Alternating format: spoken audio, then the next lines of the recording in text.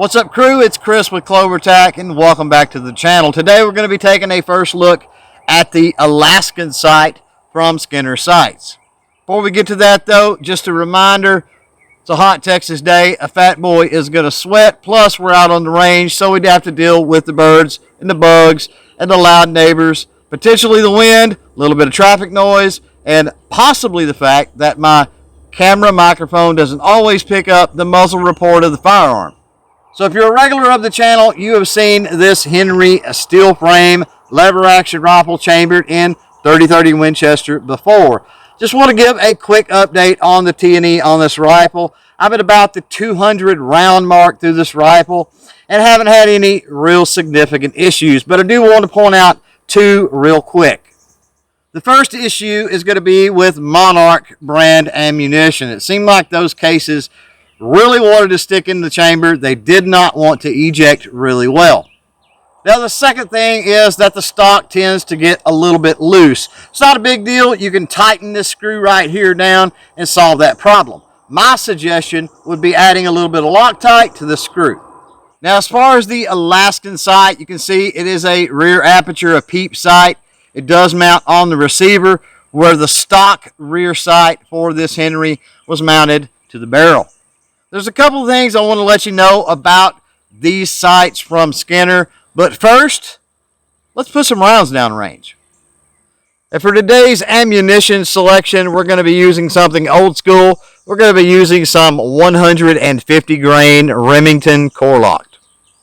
As always, safety first. I have my eyes on. Let me get my ears in and we'll get started. Now, the previous videos, I could not connect at all in the offhand position from 75 yards with those buckhorn sights. Now that we've got the Alaskan installed, let's load up 5 rounds. I've got my steel gong, the 8-inch steel gong from high caliber targets downrange at 75 yards. We're going to fire those 5 rounds in the offhand position and see what happens.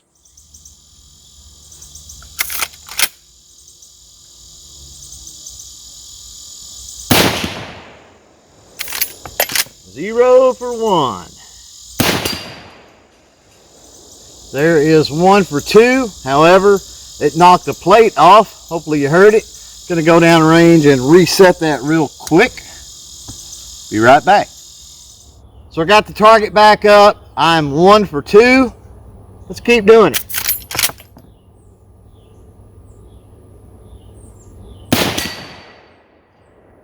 That would be 2 for 3. Gonna have to wait for it to quit moving on me.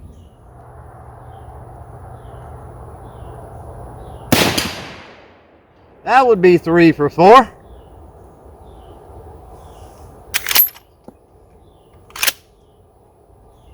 And again, I gotta wait for it to quit moving.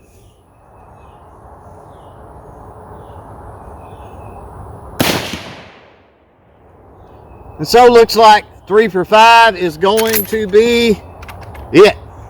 Not a bad showing in the offhand position, but let's fire a few more rounds. I'm going to post a target downrange, one of our targets from Outdoor Products Plus. We're going to fire 5 rounds at that target supported from the bench and see what kind of group we can get.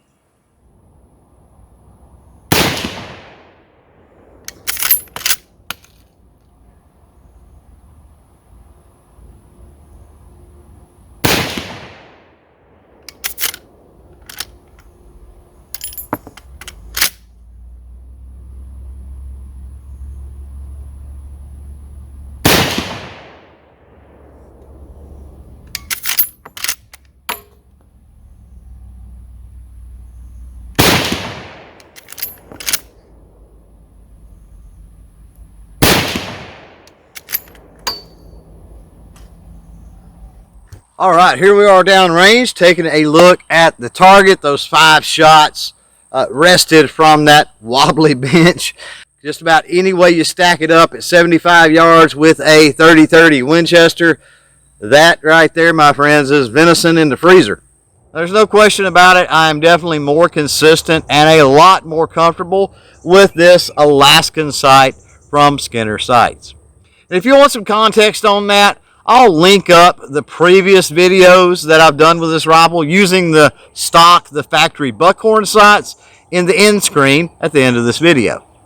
Now, I told you earlier in the video there was a couple things we need to talk about when it comes to Skinner sights. First of all, I want to talk about the people there. They're awesome. And so if you have any questions, don't hesitate to reach out to them and ask. Kind of leads me into the actual, maybe a problem that I run into, although not a big one. When they sent me the sight setup for T&E, they sent me the rear Alaskan sight with, of course, a front blade. Now, because this Alaskan sight is a receiver mount sight, not a barrel mount sight, it sits higher. So, stands to reason, you're likely, very likely, going to have to change out that front sight. And the first front sight that Skinner sight sent me, I was at 100 yards. I was about 11 inches high and about 9 inches to the right. But that's where their awesome knowledge and customer service came into play, because I contacted them. I let them know what was going on. They sent me another front sight that was just a little taller, give me a few directions on what I could do to correct that problem. And, well, here we are today. Just a reminder before we get out of here that a full review is coming on this Henry rifle. You can look for that written review over on gear-report.com or the video review on your favorite video platform. Thanks for hanging out. Thanks for watching. Thanks for putting up with the sweat. And until next time, don't forget to chain fire freedom.